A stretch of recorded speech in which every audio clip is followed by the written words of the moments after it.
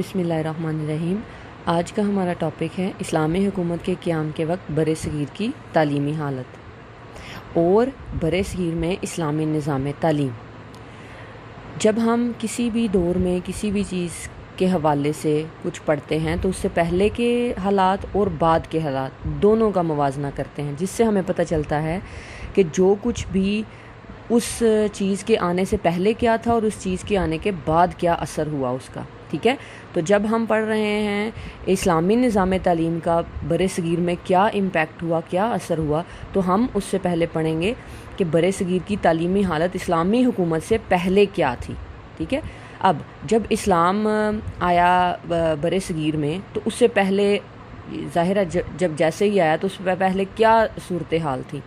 وہ یہ تھی کہ لوگوں کو اللہ تعالیٰ کے بارے میں کچھ پتہ ہی نہیں تھا۔ معاشرہ جو تھا وہ 4 ذاتوں میں بٹا ہوا تھا۔ سب سے بڑھیا اور بہترین جو ذات تھی وہ برہمن تھی، ٹھیک ہے۔ وہ یہ کہتے تھے برہمن کہ ساری فیسلٹیز، ساری کہہ لیں حقوق صرف ہمارے ہی ہیں، ہمارا کوئی فرض نہیں ہے۔ وہ صرف عبادات کرتے تھے اور باقی سب جتنے بھی باقی 3 جو ذاتیں تھیں وہ ان کی خدمت کے لیے بنائی گئی تھیں، ٹھیک ہے۔ سب سے پہلی ذات جو تھی وہ برہمن تھی، دوسرے نمبر پہ آتی تھی کھشتری، تیسرے نمبر پہ ویش اور چوتھے نمبر پہ شودر۔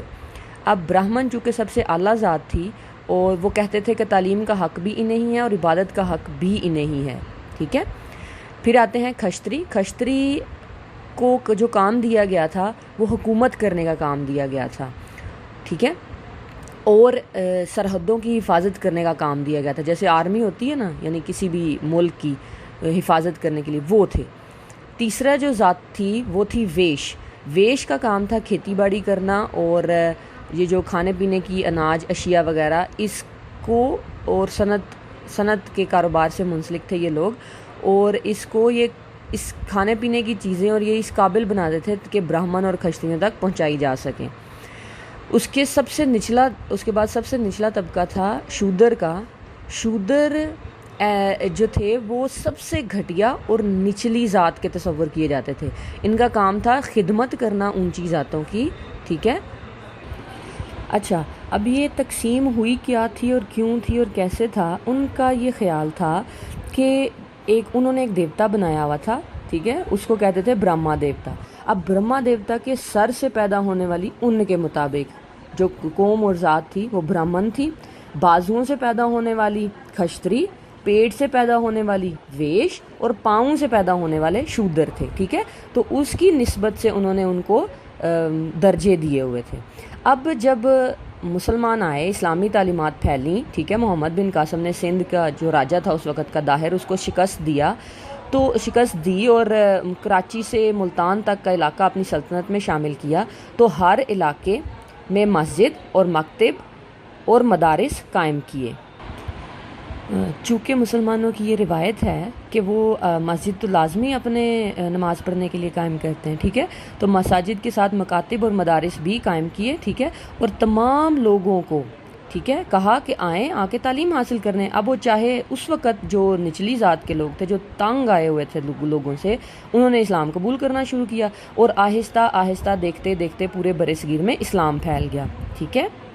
اب ہم پڑھتے ہیں اسلامی نظام تعلیم۔ اسلامی نظام تعلیم پڑھنے سے پہلے میں نے آپ کو ایک بات بتانی ہے کہ جو آپ کو میں نے فرسٹ ایئر میں بتایا تھا نا، نظام تعلیم میں کون سی چیزیں آتی ہیں۔ نظام تعلیم میں آتی ہیں سب سے پہلے مقاصد تعلیم، ٹھیک ہے، پھر نصاب تعلیم، پھر طریقہ تدریس اور پھر جائزہ، ٹھیک ہے۔ یہ 4 چیزیں مل کے نظام تعلیم بناتی ہیں۔